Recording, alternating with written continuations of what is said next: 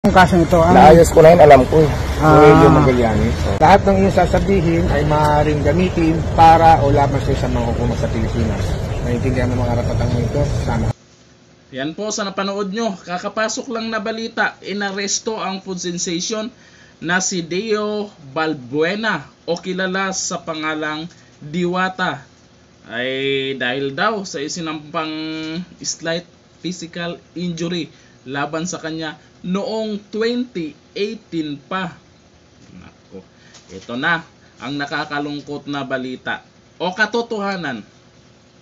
Pag ikaw sumikat, hanapan ka talaga ng butas. Akalain mo ha, year 2018 pa nangyari yan. At hindi naman ganun kabigat yung kaso na yan. Slight physical injuries lang. Bakit ngayon pa? Doon sa nagsampa ng kaso, may nagmando ba? Ako'y nagtatanong lamang ha, kasi sa sobrang tagal ng panahon, o baka gusto ng ganyan. Kasi alam naman natin at alam ng karamihan si Diwata may ganyan na. Istoryahe. Hanap lang kayo ng ng paraan para matikman yung pinaghirapan ni Diwata.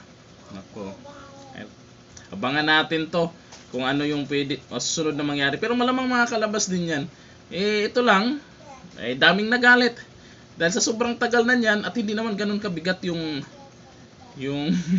sinampang kaso, slight physical injury. 2018 pa, ngayon lang lumabas, ngayon nagreklamo. Alam na this kung ano yung gusto ng nagreklamo. Dalawa lang, gusto ng ganyan or may nagmando. Tanong lang ha, ano ba talaga ang purpose ng nagreklamo? Bakit ngayon lang nagreklamo? Ha? Ano masasabi nyo dito? Comment down below. Hanggang dito lang. Thank you. Bye-bye.